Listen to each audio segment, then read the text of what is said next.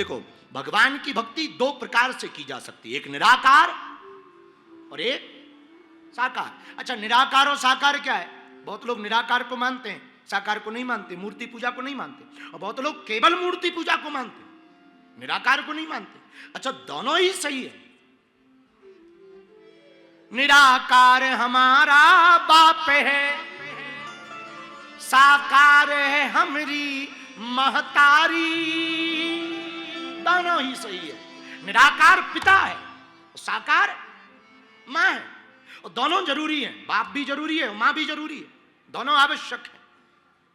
तो निराकार पिता है और साकार।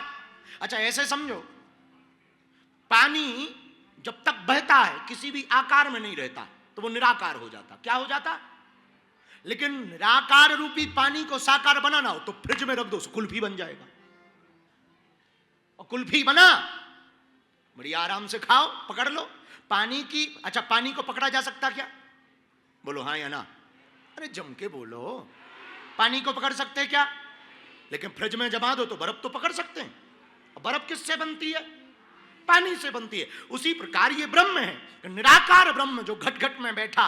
रामायण के अनुसार गोस्वामी जी ने लिखा, बिनु पद चले सुने बिनु काना, कर विधि कर्म करे विधि नाना, आनन रहत सकल रस भोगी बिन वाणी, वक्तावर जोगी तन बिनु परस नयन बिनु देखा, ग्रह घ्राण बिनु वास असेखा, अस सब भांति अलौकिक करनी, महिमा जासु जाए नहीं वर्णी। वो ब्रह्म जो घट घट में बैठा, कण कण में बैठा, तुम में समाया, मुझ में समाया, जीव में समाया, चींटी से लेकर के हाथी में समाया, अजगर से लेकर के भगवान सर्वत्र पशु पक्षियों में कण कण में व्याप्त है। पूर्ण परब्रह्म परमात्मा पूरे जगत में व्याप्त है। उस ब्रह्म में हवा में भी है और हवा के बाहर भी है। ब्रह्मांड के समूचे ब्रह्मांड में व्याप्त है।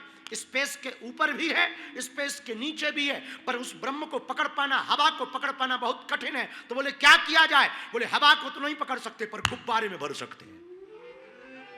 हाँ, हवा को नहीं पकड़ सकते लेकिन हवा का मजा लेने के लिए गुब्बारे में भर सकते हैं। तो जब कभी भक्त निराकार ब्रह्म को नहीं देख पाता, समझ नहीं पाता, तो भगवान कहते कोई बात नहीं पगले, तू हमें नहीं समझ पा रहा, नहीं देख पा रहा, मैं साकार होकर के प्रकट होता। तो वो राम और कृष्ण बन करके प्रकट हो जाता। इसको एक उदाहरण से और समझो। संस्कृत में सीढ़ी को अवतरणिका कहते हैं। क्या कहते हैं? अवतरणिका। सीढ़ी को, सीढ़ी जान गए ना? सीढ़ी को। अच्छा, सीढ़ी अवतरणिका, उसको संस्कृत में क्या कहते हैं? अवतरणिका।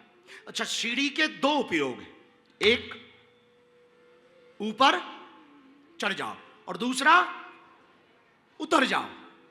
भगवान बैठे छत पे और हम हैं नीचे, तो इन जैसे जो महात्मा होते हैं वो चढ़ जाते हैं तप के बल पर, जप के बल पर, ध्यान के बल पर।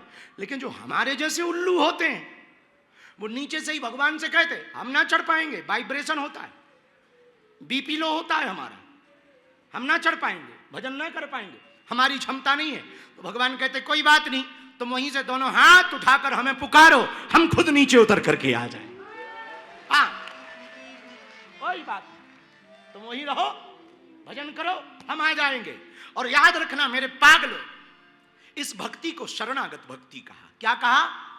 शरणागत। और जिस भक्त के अंदर शरणागत भक्ति है उसे भगवान के पास नहीं जाना पड़ता, भगवान चलकर उसके पास आते।